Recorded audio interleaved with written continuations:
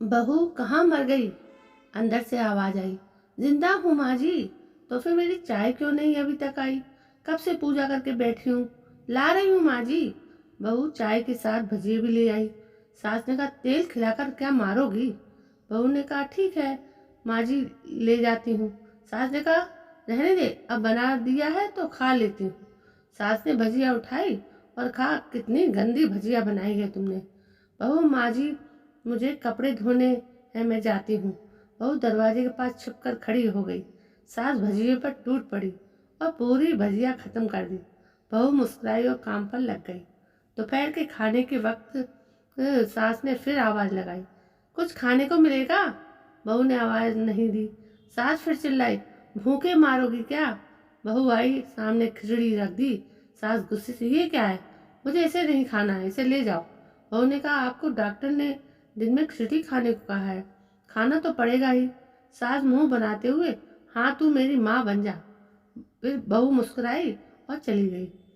आज इनके घर पूजा थी। बहू सुबह 4 बजे से उठ गई। पहले स्नान किया, फिर फूल लाई, माला बनाई, रसोई साफ की, पकवान और भोज बनाया। सुबह के 10 बज गए। अब सास भी उठ चुकी थी। बहू अब पंडित जी के साथ भगवान के वस्त्र तैयार कर रही थी। आज ऑफिस की छुट्टी थी। उनके पति भी घर पर थे। पूजा शुरू हुई। सास चिल्लाती, बहू ये नहीं वो नहीं। बहू दौड़ी दौड़ी आती और सब करती। अब दोपहर के 3 बज गए थे। आरती की तैयारी चल रही थी। पंडित जी ने सबको आरती के लिए बुलाया और सबके हाथों में थाली दी। जैसे ही बहू ने थाली पकड़ी, थाली हाथों से गिर पड़ी। शायद भोज बनाते हुए बहू के हाथों में तेल लगा था, जिसे वो पोंछना भूल गई। सारे लोग तरह तरह की बातें करने लगे। कैसी बहू है, कुछ नहीं आता, एक काम भी ठीक से नहीं कर सकती, न जाने कैसी बहू उठा लाए। एक आरती की थाली भी संभाल नहीं सकी। उसके पति भी गुस्सा हो गए, पर सास चुप रही, कुछ नहीं कहा। बस यही बोल के छोड़ दिया, सीख रही है, सब सीख जाएगी धीरे धीरे। अब सबको खाना परोसा गया।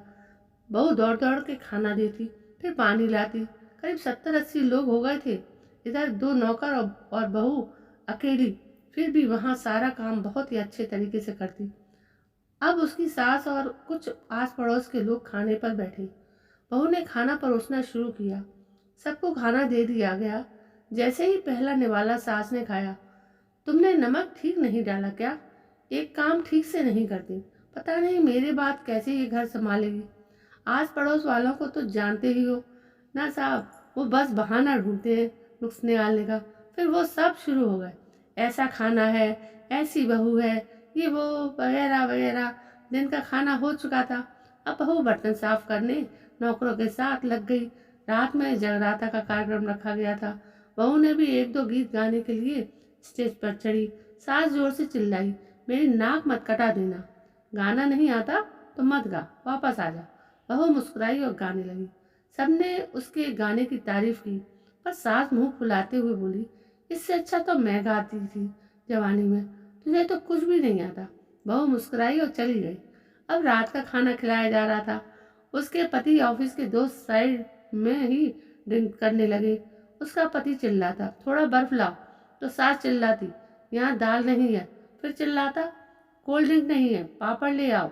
इधर उधर, आखिर में उसके पति की शराब गिर पड़ी उसके एक दोस्त पर और बोलती बोतल टूट गई। पति गुस्से में 2 झापड़ अपनी पत्नी को लगाते हुए कहता है, जाहिल कहीं की, देख कर नहीं चल सकती, तुझे इतना भी काम नहीं आता। सारे लोग देखने लगे। उसकी पत्नी रोते हुए कमरे की तरफ दौड़ी। फिर उसके दोस्तों ने कहा, क्या यार, पूरा मूड खराब कर दिया, यहाँ नहीं बुलाया होता, हम कहीं और पार्टी कर लेते।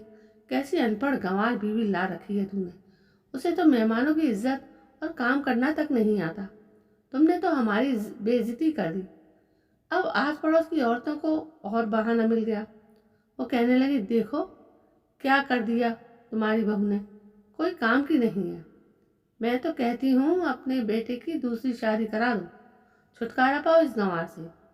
सास उठी और अपने बेटे के पास जाकर उसे थप्पड़ मारा और कहा, अरे नालायक, तुमने मेरी बहू को मारा, तेरी हिम्मत कैसे हुई, तेरी टांगें तोड़ दूंगी। उसके बेटे के दोस्त कुछ कहने ही वाले थे कि उसकी माँ ने घूरते हुए कहा, चुप, बिल्कुल चुप, यहाँ दारू पीने आए हो, जबकि पता है आज पूजा है और तुम्हें पार्टी करनी है। कैसे संस्कार दिए हैं तुम्हारे माता पिता ने?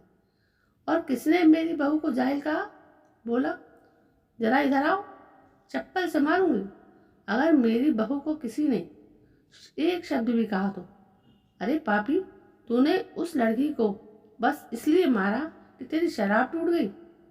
पापी, वो बच्ची सुबह 4 बजे से उठी है, घर का सारा काम कर रही है, ना सुबह से नाश्ता किया ना दिन का खाना खाया, फिर भी हंसते हुए, सबकी बातें सुनते हुए, ताने सुनते हुए घर के काम में लगी रही। तेरे यार दोस्तों को वो अच्छी नहीं लगी। जूते से मारूंगी तेरे दोस्तों को, और जो कभी उन्होंने ऐसा कहा। उसके यार दोस्त चुपके से खिसक लिए। अब सास बहू के कमरे में गई और बहू का हाथ पकड़कर बाहर लाई। सबके सामने कहने लगी, किसने कहा था अपनी बहू को घर से निकाल के दूसरी बहू ले आओ? जरा सामने आओ। कोई सामने नहीं आया। फिर सास ने कहा, तुम जानते भी हो क्या है इस लड़की के बारे में? ये मेरी माँ भी है और मेरी बेटी भी। माँ इसलिए मुझे गलत काम करने पर डांटती है, और बेटी इसलिए कि कभी कभी मेरे दिल की भावनाएं समझ जाती है। मेरी दिन रात सेवा करती है, मेरे 1000 ताने सुनती है, पर एक शब्द भी गलत नहीं कहती, ना सामने ना पीठ पीछे। और तुम कहते हो दूसरी बहू ले आऊं? याद है ना छुटकी की दादी, अपनी बहू की करतूत? सास ने गुस्से में पड़ोस की महिला को कहा, अभी पिछले हफ्ते ही तुम्हें मियाँ बीवी भूखे छोड़कर घूमने चले गए थे। मेरी इसी बहू ने 7 दिनों तक तुम्हारे घर का पर खाना पानी, यहाँ तक कि तुम्हारे पैर दबाने जाती थी, और तुम इसे जाहिल बोलती हो? जाहिल तो तुम सब हो जो कोयले और हीरे की फर्क नहीं जानते। अगर आइंदा मेरी बहू के बारे में किसी ने एक लफ्ज़ भी बोला तो मुझसे बुरा कोई नहीं होगा, क्योंकि ये मेरी बहू नहीं, मेरी बेटी है। एक प्लेट उठाई और भोजन परोसा और बहू के कमरे में खुद ले गई। सास को भोजन लाते देखा तो बहू ने कहा, अरे माँ जी, आप क्या कर रही हैं, मैं खुद ले लेती। सास ने प्यार से ताना मारते हुए कहा, डर मत, इसमें जहर नहीं है, मार नहीं डालूंगी तुझे। तुझे नई सास चाहिए होगी, पर मुझे अभी भी तू ही मेरे घर की बहू चाहिए। बहू ने अपनी सास को रोते हुए गले से लगा लिया। सास भी रो दी पहली बार और कहा, चल खाना खा ले। फिर मजाक करते हुए कहा, फिर मेरे पैर दबाने चली जाना, और ये ख्याल मन में मत रखना कि सास पैर बोलती है तो किसी दिन मेरा गला ही दबा दे, क्योंकि कभी मैं भी यही सोचती थी। दोनों खूब हंसने लगी। कुछ रिश्ते बहुत मीठे होते हैं, बस थोड़ी सी बातें कड़वी होती हैं। तो दोस्तों, ये थी एक छोटी सी कहानी और एक शिक्षाप्रद कहानी भी।